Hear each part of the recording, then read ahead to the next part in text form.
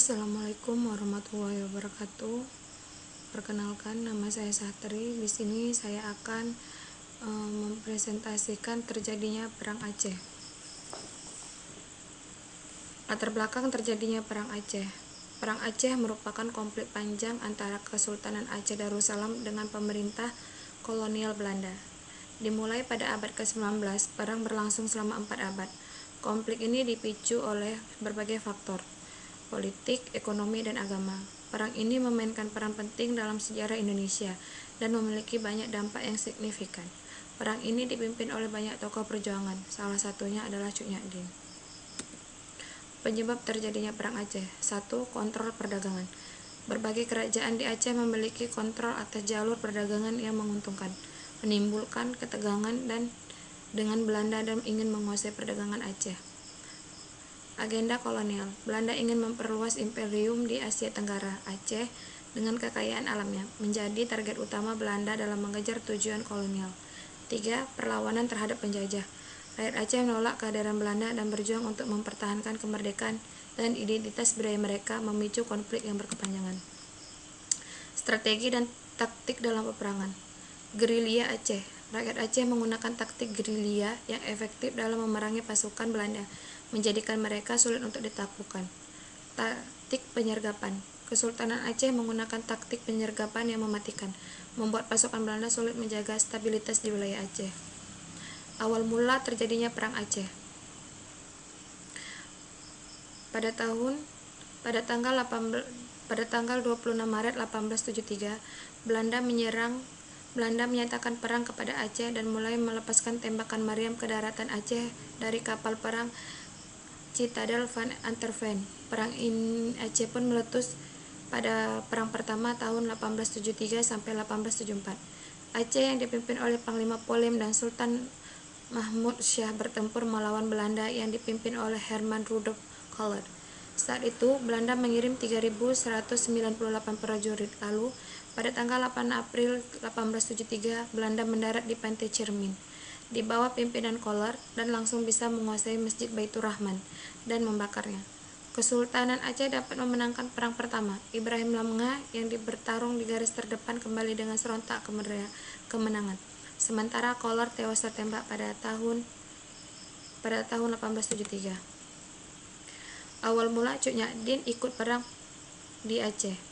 Pada tahun 1874 sampai 1880, di bawah pimpinan Jenderal Jan van Swiete, daerah Namukim dapat diduduki Belanda pada tahun 1873, sedangkan Keraton Sultan jatuh pada tahun 1874. Cuk Nyak-Dien dan bayinya akhirnya mengungsi bersama ibu-ibu dan rombongan lainnya pada tanggal 24 Desember 1875. Suaminya selanjutnya bertempur untuk merebut kembali daerah Namukim. Ketika Ibrahim Lamga bertempur di Geltarum, ia tewas pada tanggal 29 Juni 1878. Hal ini membuat Cuk Nyak-Dien sangat marah dan bersumpah akan menghancurkan Belanda.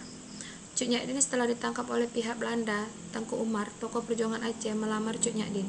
Pada awalnya, Cuk Nyak-Dien menolak, namun karena Tengku Umar mempersilahkannya untuk ikut tempur dalam perang, Cuk Nyak-Dien akhirnya menerima dan menikah lagi dengan Tengku Umar pada tahun 1880. Hal ini meningkatkan moral semangat perjuangan Aceh melawan KPU Belanda kafir. Kemudian Cuk Nyak-Dien dan Tengku Umar memiliki anak yang diberi nama Cut Gambang. Perang dilanjut secara gerilya dan dikorbankan perang fisabilillah. Sekitar tahun 1875, Tengku Umar melakukan gerakan dengan mendekati Belanda dan hubungannya dengan orang Belanda semakin kuat. Pada tanggal 30 September 1893, Tengku Umar dan pasukannya yang berjumlah 250 orang pergi ke Kutaraja dan menyerahkan diri kepada Belanda.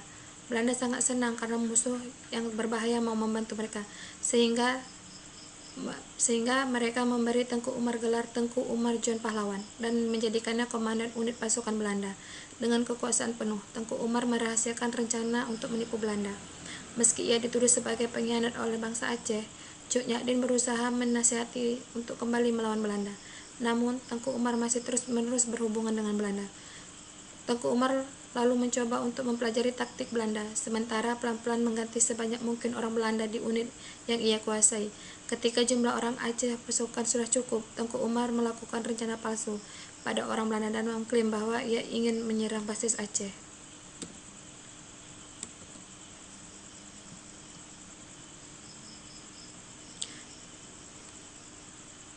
Tengku Umar dan Cut Nyak pergi dengan semua pasukan dan perlengkapan barat senjata dan amunisi, namun tidak pernah kembali. Pengkhianatan ini disebut Het Ever van Tengku Umar, pengkhianatan Tengku Umar. John Jacques memanfaatkan kekuatan ini dan mulai menyewa orang Aceh untuk mata-matai pasukan pemberontak sebagai informan, sehingga Belanda menemukan rencana Tengku Umar untuk menyerang Melabuh pada tanggal 11 Februari 1899. Akhirnya, Tengku Umar gugur tertembak peluru. Ketika Cut Gambang, anak Cut Nyak menangis karena kematian ayahnya. Ia ditampar oleh ibunya lalu memeluknya dan berkata, "Sebagai perempuan Aceh, kita tidak boleh menumpahkan air mata kepada orang yang sudah syahid." Awal mula tertangkapnya Cut Nyak. Anak buah Cut Nyak yang bernama Panglaut melaporkan lokasi markas kepada Belanda karena hibah. Akibatnya Belanda yang menyerang markas Cut Nyak di Butong di Lagu Sage. Mereka terkejut dan bertempur mati-matian. Cut Nyak berusaha mengambil rencong dan mencoba melawan musuh, namun aksi Cut Nyak berhasil dihentikan oleh Belanda. Cut Nyak ditangkap sementara Cut Gambang berhasil melarikan diri ke hutan dan meneruskan perlawanan. Masa tua dan kematian. Setelah ditangkap, Cut Nyak kembali ke Banda Aceh dan dirawat di situ. Penyakitnya seperti rabun dan encok angsur-angsur sembuh. Namun Cut Nyak akhirnya dibuang ke Sumedang, Jawa Barat karena ketakutan Belanda bahwa kehadirannya akan menciptakan semangat perlawanannya yang juga akan terus berhubungan dengan perjuangan yang belum ditunduk. Makam Cut Nyak. Makam Cut Nyak berada di Gunung Payuh, Desa Sukajaya, Sumedang Selatan. Menurut penjaga makam Cut Nyak baru ditemukan pada tahun 1959 berdasarkan permintaan Gubernur Aceh, Hali Hasan. Pencarian dilakukan berdasarkan data yang ditemukan di Belanda. Masyarakat Aceh di Sumedang sering menggelar acara sasarehan. Pada acara tersebut, peserta berziarah ke makam Cut Nyak dengan jarak sekitar 2 km. Menurut pengurus makam, kumpulan masyarakat Aceh di Bandung sering menggelar acara tahunan dan melakukan ziarah setelah hari pertama Lebaran. Selain itu, orang Aceh dari Jakarta melakukan acara haul seperti bulan November.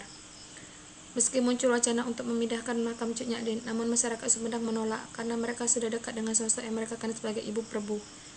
Selain itu, keberadaan makam Cut Nyak juga mempererat silaturahmi antara masyarakat Aceh dan Sumedang. Dampak Perang Aceh, penderitaan dan kerusakan. Perang Aceh menyebabkan penderitaan yang mendalam dan kerusakan meluas di wilayah Aceh, mempengaruhi kehidupan masyarakat secara signifikan. Pengaruh pada sejarah Indonesia. Perang Aceh memberikan pengaruh besar pada perjuangan kemerdekaan Indonesia, memadai semangat perlawanan terhadap penjajah. Kesimpulan dan pembelajaran dari Perang Aceh. 1. Keberanian dan kekuatan masyarakat Aceh. Perang Aceh menegaskan keberanian dan kekuatan rakyat dalam mempertahankan martabat budaya dan kemerdekaan wilayah. 2. Pelajaran sejarah. Perang Aceh memberikan pelajaran berharga tentang ketahanan, semangat perlawanan, dan pentingnya mempertahankan kedaulatan serta keberagaman budaya. Saya terima kasih telah mendengarkan presentasi saya. Saya akhiri dengan Assalamualaikum warahmatullahi wabarakatuh.